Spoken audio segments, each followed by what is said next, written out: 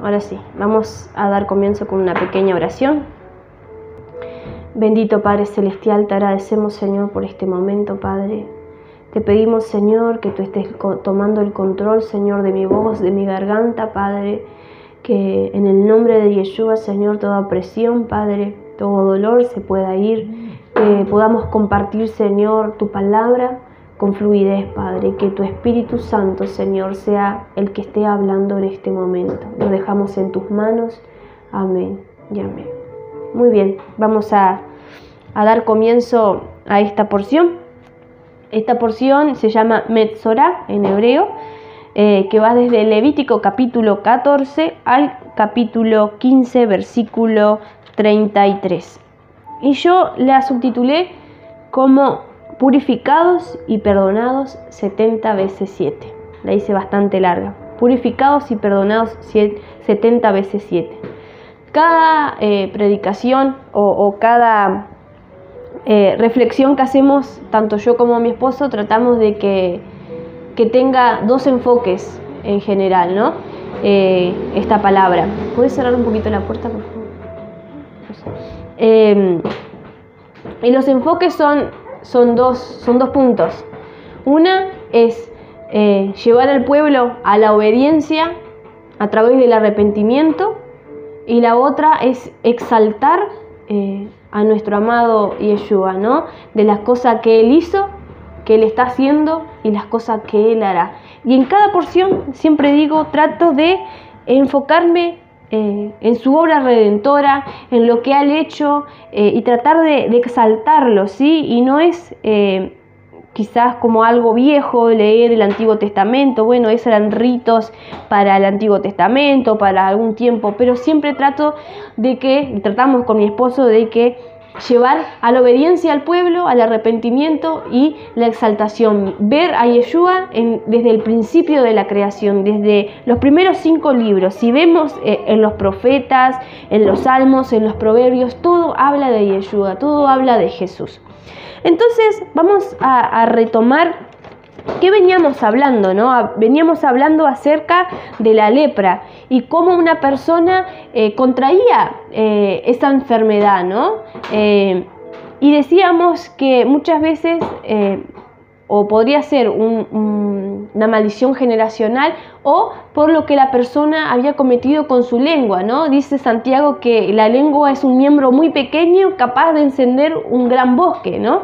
Y hablamos acerca de la murmuración que cometió Miriam y que ella tuvo lepra, ¿no?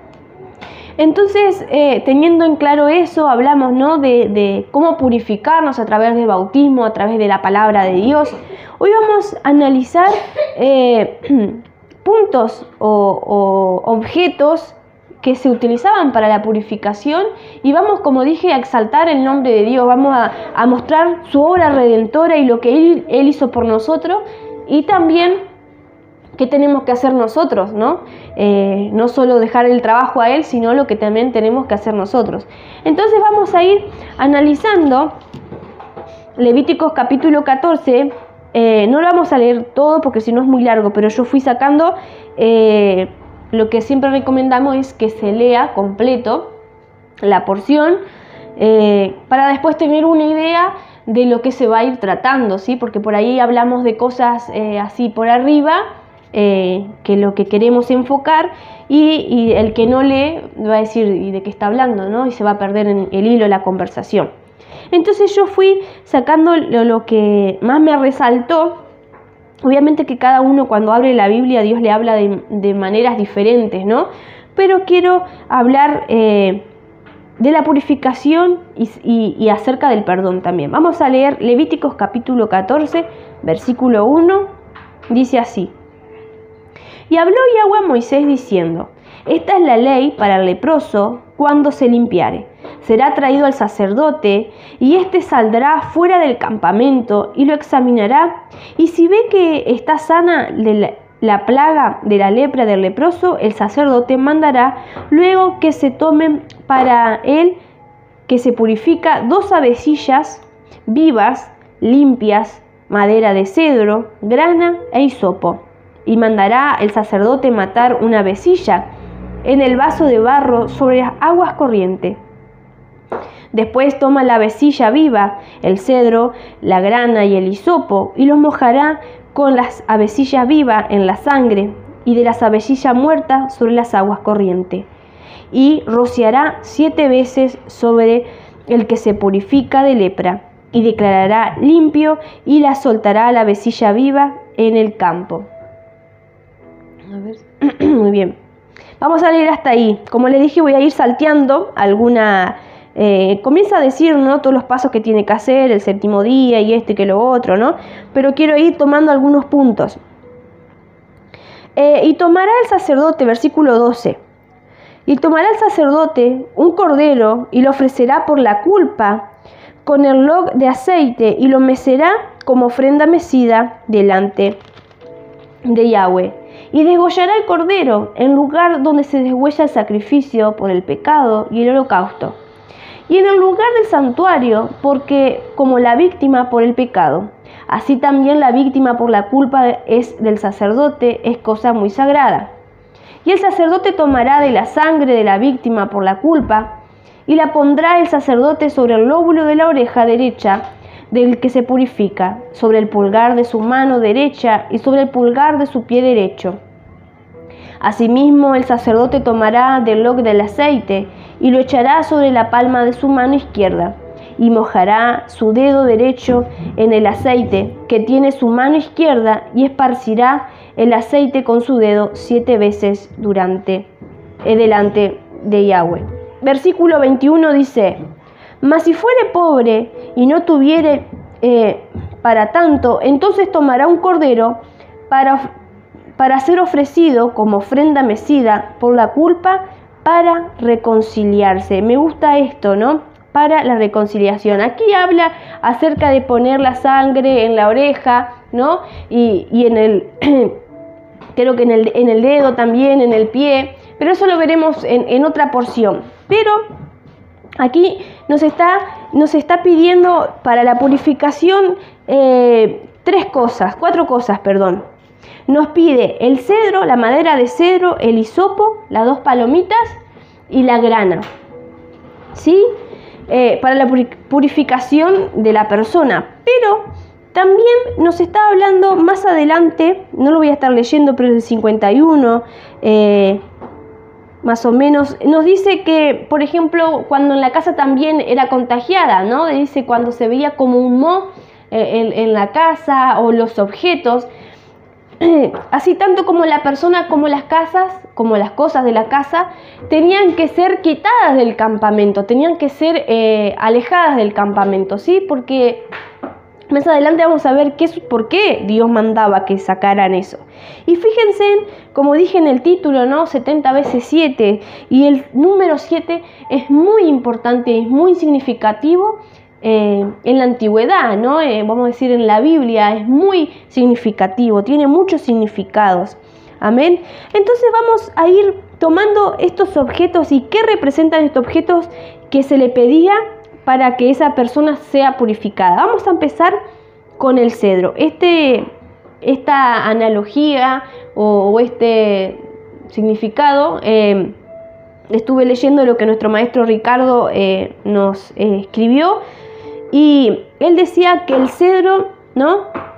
Científicamente, no es que lo decía él, pero lo escribía, y dice que puede llegar a medir 50 metros de alto, ¿no? Y sé también que el cedro es una madera muy buena, muy cara, es una madera dura, firme, ¿no? Y él la representaba como la soberbia que puede tener el hombre, ¿no? Vemos a una persona orgullosa, ¿no? Que por fuera se muestra fuerte, que por fuera se muestra dura, ¿no? Voy a decir, este hombre no tiene sentimientos o es insensible, ¿no? Y entonces aquí estos elementos que se usa puede representar lo que somos nosotros, ¿no? Que nos fijamos en nuestra fuerza, ¿no? Entonces vemos que el cedro podría representar la soberbia, la altanería, el orgullo. También nos dice en el versículo 4 que nos pide que se traiga hisopo. El hisopo era una planta vegetal, nada que ver con el cedro, sí, algo frágil. ¿Se acuerdan que cuando pintaron los marcos de las puertas, lo que se mandó pintar con hisopo, los dinteles, ¿no? Era, para nosotros sería un pincel. Nosotros tenemos el pincel, no sé de qué se hace el pincel, de pelo de caballo, ¿no? Bueno, en esa época no tenían pincel, pero tenían los hisopos que se utilizaban para eso, ¿no? Entonces podemos representar esta planta como el servicio, como algo nada que ver comparado con el cedro, algo que era frágil, pequeño, ¿no? Que estaba para el servicio de las personas. Luego también nos pide 2 avecillas o 2 palomitas, ¿sí? Teniendo en cuenta que la enfermedad se contraía por la lengua, vamos a decir, por la murmuración, por los chismes. Dice que aquí las 2 palomitas, una quedaba viva, ¿no? Que era la que moría, y la otra lo que hacía, esa sangre de la que moría, dice que era derramada sobre la que iba a estar viva y se dejaba ir. Así como las palabras, ¿no? Dice, las palabras se las lleva el viento, ¿no? Pero las palabras va donde el viento. O sea, nosotros somos capaces de decir, viste que fulano, para mí que... No, podemos decir, viste que el vecino tal cosa, tal lo otro. Y lo repetimos y esa persona va y repite al otro. Y nada que ver, ¿no? Y así era, como las palomas, van por todos lados, así son nuestras palabras. Entonces, ¿qué representa esto? Que nuestras palabras, las malas, vamos a decir, las malas palabras o que nacen del mal, con malicia, necesitan morir, necesitan sacrificarse, ¿sí? Y entonces, ¿qué representa la que queda libre? La que queda, la que está con la sangre. Son aquellas palabras que nos edifican, aquellas, como dije, las palabras tienen mucho peso, pueden ir a muchos lados. Entonces las palabras que tienen que salir nuestra, si nosotros pensamos en una paloma, pensamos tengo un mosquito, pensamos en un animal manso, en un animal tierno, ¿no? Y eso tenemos que ser nosotros. ¿Sí? La que queda libre tienen que ser las palabras de edificación, esas palabras de mansedumbre, de paz. Amén. Entonces, nos queda un último objeto que se pedía, la grana. ¿Qué era la grana? También se puede traducir como rojo o carmesí. Y yo busqué ahí, decía que esta palabra, traducido como grana, rojo o carmesí, en hebreo es tolá, ¿sí? Como Torá, no, pero tolá. Está en el Strong 8438, si lo que están mirando la pueden buscar. Dice, lo cual hace referencia al gusano rojo, conocido como científicamente Coccus ilicis. No sé si algunas vez vieron, pero a mí siempre me llamó la atención mucho un video de cómo... Ay, me molesta de cómo, no sé si en Perú o no sé, por aquellos lados, que usan mucho los tejidos, lo hacen con todo el material, vamos a decir, de gusanos, de plantas, ¿no? Para sacar el color para la ropa, ¿no? Y aquí dice que esta tolá hace referencia al gusano rojo, conocido como Coccus ilicis, donde ese gusano necesitaba ser apretado para alargar ese tinte. Esta palabra tolá es reproducida en Salmos 22:6. Vamos a leerlo. Salmos 22:6.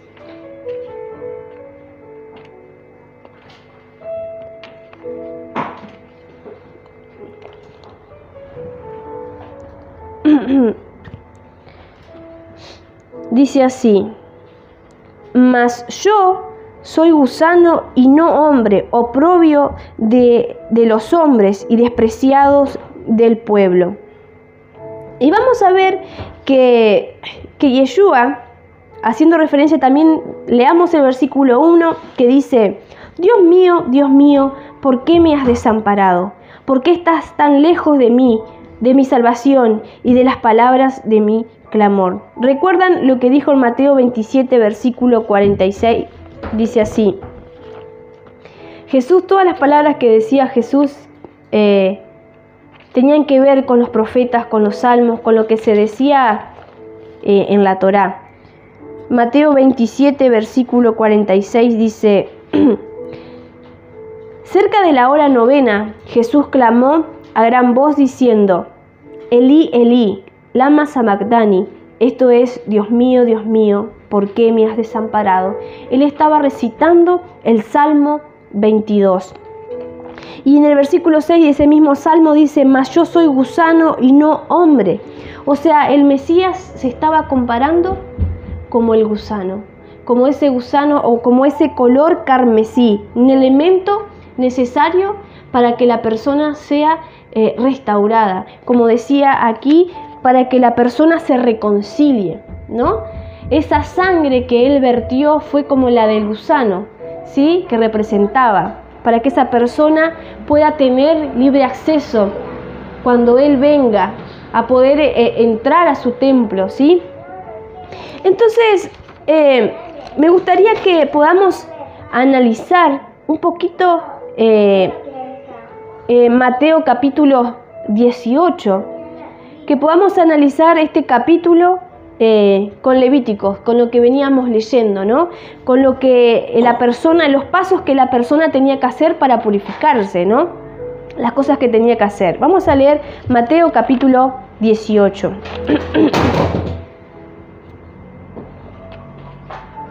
Vamos a buscar.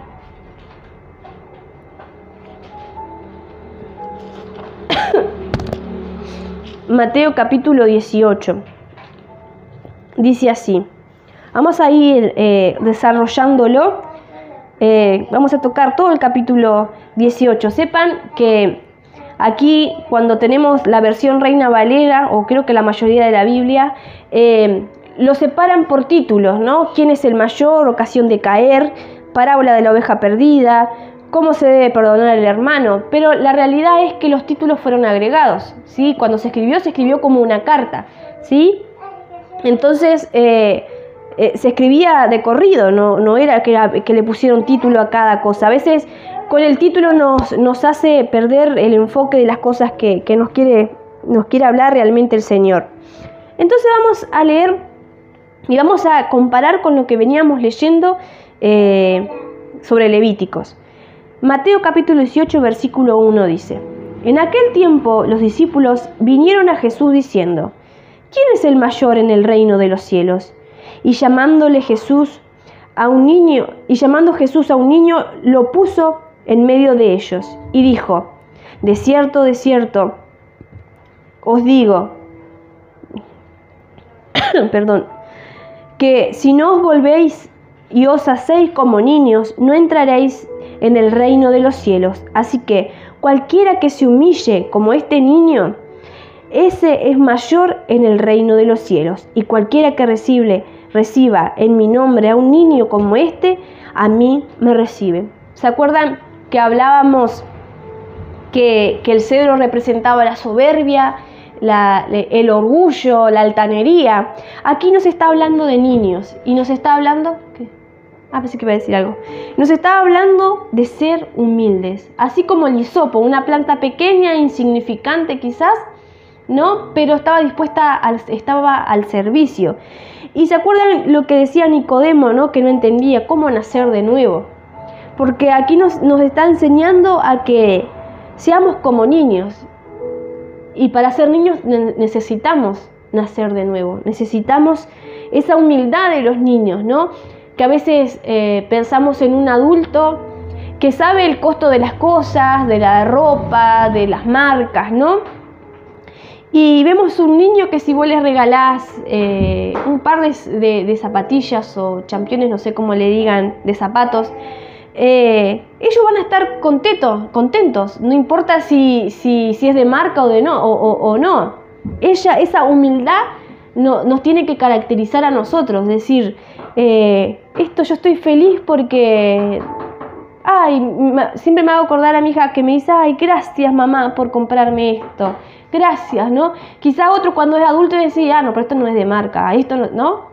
Ser niños, ser humildes, ¿no? Lo que nos enseñaba al principio acerca del cedro, ¿no? No ser orgullosos, altaneros, duros.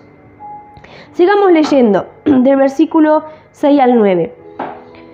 Y cualquiera que haga tropezar a alguno de estos pequeños y crea en mí, mejor le fuera que se le colgase al cuello una piedra del molino de asno y que se le hundiese en lo profundo del mar. Ay del mundo por los tropiezos, porque es necesario que vengan tropiezos, pero ay de aquel hombre por quien viene el tropiezo. Por tanto, si tu mano o tu pie es ocasión de caer, córtalo y échalo de ti. Mejor te es entrar a la vida cojo o manco que tendido de dos manos, teniendo dos manos o dos pies, ser echado en el fuego eterno. Y si tu ojo es ocasión de caer, sácalo y échalo de ti. Mejor te es entrar con un solo ojo en la vida que teniendo dos ojos ser echados en el infierno de fuego. ¿Se acuerdan que hacíamos relación, no? ¿Qué tenía que hacer la persona leprosa? Salir del campamento. ¿Qué tenía que hacer cuando una casa también estaba contaminada? Dice que esa casa, los elementos tenían que ser quitados y echados fuera del campamento. Y acá nos está hablando de ser tropiezo. ¿Qué pasa cuando nosotros nos juntamos con personas que mala, vamos a decir, gente que el otro día me decía mi esposo, esa palabra vos no la usás, ¿no? Me dice esa palabra, yo le digo, pero sí la uso, no, y después me puse a pensar, ¿será que la usaba antes? Y tanto veces escuchar en mi trabajo palabras, ¿no? No era una grosería, pero una palabra que yo no la usaba. Y a veces pasa eso, ¿no? Que nos juntamos con personas, tampoco voy a decir que vamos a vivir en una burbuja, pero también tenemos que pensar qué conversaciones escuchar, porque terminamos contaminando nuestro cuerpo, nuestra casa, como en el caso de las personas que tenían lepra, ¿no? O que en las paredes, dice, y si la casa estaba toda contaminada, era necesario tirarla abajo, derribarla.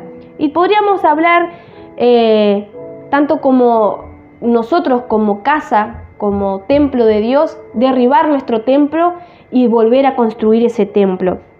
Dice, si tu mano o tu pie te es ocasión de caer, cortalo. O sea, ¿qué es lo que está contaminado? ¿Qué es lo que estás dejando? Es necesario la purificación. Sigamos leyendo, dice, mirad que no menosprecéis unos a otros, mirad que no menospreciáis a uno de estos pequeños, porque os digo que sus ángeles en los cielos ven siempre el rostro de mi Padre que está en los cielos, porque el Hijo del Hombre ha venido para salvar lo que se había perdido. ¿Qué os parece si un hombre tiene 100 ovejas y se descarría una de ellas? ¿No deja las 99 y va por los montes la que se había descarriado? Y si acontece que si la encuentra, de cierto os digo que se regocija más por aquella que por las 99 que no se descarriaron. Así, no es la voluntad del Padre que está en los cielos que se pierda uno de estos pequeños.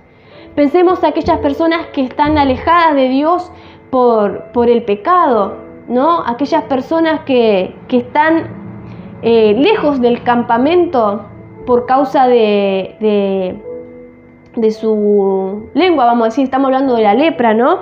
Dice que aún así Él va a buscar. A veces nosotros pensamos que Dios no se acuerda, ¿no? Que Dios no está con nosotros en el medio de la aflicción, en el medio del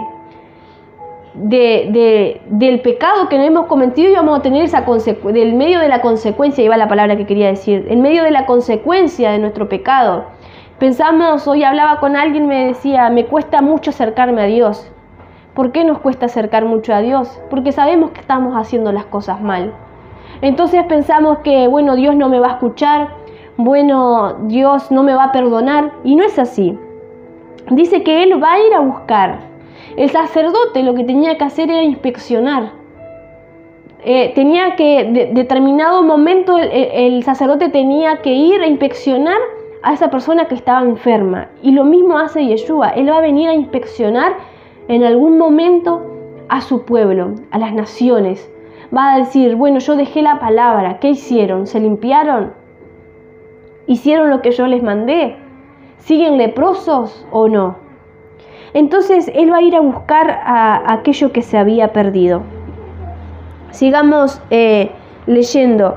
En el versículo 15 dice, por tanto, si tu hermano peca contra ti, ve y repréndale estando tú y él solos. Si te oyere, has ganado a tu hermano. Si empezamos a mirar todos los versículos que veníamos hablando, hablamos a alguien que hacía tropezar a otros, habíamos hablado de personas que necesitaban nacer de nuevo, quién era mayor, ¿no? A ver cuál es, ¿no? Nos está hablando del perdón, ¿no? De las ovejas perdidas. Dice, versículo 16, mas si no te oyere, toma aún contigo 1 o 2, para que en boca de 2 o 3 testigos conste toda palabra. Si no los oyeres a ellos, dilo a la iglesia, y si no oyere a la iglesia, tenlo por gentil y publicano. De cierto os digo que todo lo que atéis en la tierra será atado en los cielos, y todo lo que desatéis en la tierra será desatado en los cielos. Aquí algunos se toman por la otra rama, y voy a decir, bueno, ato en los cielos toda pobreza, y acá se va a atar toda pobreza, ¿no? Pero aquí nos está hablando del perdón. Si nosotros no somos capaces de perdonar, en los cielos no se va a desatar ningún perdón, ¿no? Recordemos la oración. Perdona nuestras ofensas, así como nosotros perdonamos a quienes nos ofenden, ¿no? A nuestros deudores, también dicen otras versiones. Está hablando de eso, que todos, si nosotros desatamos misericordia aquí en la tierra, también en los cielos se va a ver lo que estamos haciendo. Dice, otra vez os digo que si 2 de vosotros se pusieren de acuerdo en la tierra acerca de cualquier cosa que pidieren, les será hecho por mi Padre que está en los cielos. Pero donde estén 2 o 3 congregados en mi nombre, allí estoy yo en medio de ellos. Entonces dice, se le acercó Pedro y le dijo, Señor, ¿cuántas veces perdonaré a mi hermano que peque contra mí? ¿Hasta 7? Fíjense en lo que le dije, que el número 7 es muy significativo y era muy significativo para esa época y para hoy también. Y Jesús le dijo, no te digo hasta 7, sino aún hasta 70 veces 7. ¿Se acuerdan que dice que el sacerdote tenía que rociar 7 veces, tanto la casa como la persona? Y si era necesario rociar 70 veces, 700 veces, el Señor nos va a perdonar. No nos está poniendo un límite, bueno, 7 veces vaya a rociar y bueno, si de vuelta vuelve a pecar con la lengua, vamos a decir, con la murmuración, con los chismes, bueno, ya no hay vuelta atrás. Pero no es así. Acá Yeshua nos está diciendo que somos perdonados hasta 70 veces 7. Metafóricamente no tiene límites esto. El perdón de Dios no tiene límites. Y le voy a estar parafraseando lo que nos habla desde el versículo 23 al 34 porque me estoy quedando casi sin voz. Dice que había 2 deudores, aquí nos está hablando, ¿no? Y uno va vamos a leer los primeros, dice, por lo cual el reino de los cielos es semejante a un rey que quiso hacer cuentas con sus siervos, y comenzando a hacer cuentas, le fue presentado uno que le debía 10,000 talentos. A este, como no pudo pagar, ordenó a su señor venderle y a su mujer e hijos y todo lo que tenía, para que le pagase la deuda. Entonces aquel siervo postrado le suplicó diciendo, Señor, ten paciencia conmigo y yo te pagaré todo. Entonces el señor de aquel siervo, movido a misericordia, le soltó y lo perdonó la deuda. Dice, pero saliendo aquel siervo halló a uno de sus consiervos que le debía 100 talentos y haciendo y haciendo de él, le ahogaba diciendo: págame lo que debes. Entonces dice que presionó de tal manera a ese consiervo, ¿no? A ese compañero: págame, ¿no? Y dice que el rey, este jefe, vamos a decir, vamos a parafrasearlo así, dice que se enteró de lo que estaba haciendo. Dice: yo tuve compasión, tuve misericordia de perdonarte porque tú me rogaste, tú me lo pediste, y vos no sos capaz de pasar por alto, vamos a decir, esa deuda, ¿no? ¿Dónde está tu misericordia? Y esto nos está hablando del perdón, nos está hablando de la misericordia. Entonces, vuelvo a lo mismo. ¿Cuántas veces el Señor puede purificarnos?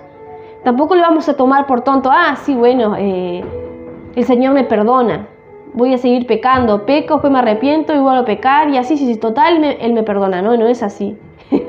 Porque Dios es un Dios de misericordia, pero también es un Dios justo, es un Dios de justicia. Y a veces nosotros ni siquiera queremos misericordia de Dios, y ni siquiera somos capaces de tener misericordia de aquel que está pasando necesidad, de aquella persona que a veces pensamos con mi esposo, ¿no? Fulano no me pagó, y bueno, ¿cuántas veces nosotros también, no? Cada uno sabe que tiene que pagar. ¿Cuántas veces nosotros le hemos sido deudores de Dios? Le hemos fallado a Dios y Dios nos ha perdonado. Nosotros también tenemos que hacerlo así. Y quiero cerrar con esto de que necesitamos purificarnos, necesitamos perdonar para ser perdonados. Así sea las veces que sea. Quizás alguien me pueda estar viendo, quizás alguien le llega a una persona. A veces las curiosidades que pasa en YouTube, que a veces YouTube te recomienda un video que vos no estás acostumbrado a ver, o Facebook, y por ahí te enganchaste en la primera parte y seguiste mirando. Quizás estás viendo o por YouTube o por Facebook esta palabra y decís: bueno, yo no me puedo acercar a Dios porque Dios no me va a perdonar, porque tengo vergüenza por lo que hice, porque yo era un pastor y caí en fornicación, porque yo conocía la palabra y tal cosa. Dios te perdona, no lo vuelvas a hacer. Pensá que todo se lo estás haciendo así a Él. A veces me dicen en mi trabajo: me vas a decir que no está bueno engañar a tu esposo, o que no te podés, no sé, tirar la caña, que no sé qué significa eso, ¿no? Con alguien. Digo, y no, pero yo pienso, digo, ¿no? Que no es tanto engañar a mi esposo, sino engañar a Dios. O sea, a Dios nadie se le engaña, sino es que voy a perder mi relación con Dios. No puedo perder mi familia, mi casa, todo lo que Dios me ha dado, pero lo principal, voy a perder esa relación. Todo lo que costó en un tiempo que estaba en pecado, Dios me regaló una hermosa familia, un esposo, una hija, una casa. Voy a perder todo eso por una pasión, por algo que es pasajero. No, mi temor es a Dios, no es por lo que puedan decir o por lo que... Mi temor es a Él, ¿sí?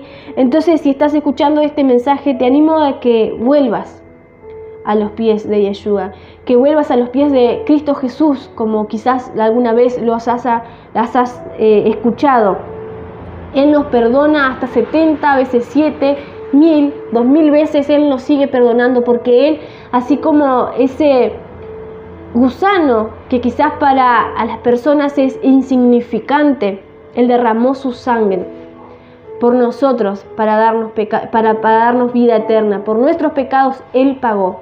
Y se acerca muy pronto la fiesta de Pascua, Pesaj, y los animo a que puedan pensar, aquellos que se han apartado del camino, que puedan volver. No sé por qué en mi mente se me da que quizás eras pastor y has caído en fornicación o en adulterio y tienes temor de volver. Te animo a que puedas volver y que no vuelvas a cometer eso, que te llenes de su palabra y de su espíritu. Él es capaz de purificarnos de esa lepra como Él purificaba. Solo Él purificaba. Solo el sacerdote, nuestro sacerdote Yeshua, es quien nos purifica, nos limpia y nos perdona. Así que les dejo con esta palabra.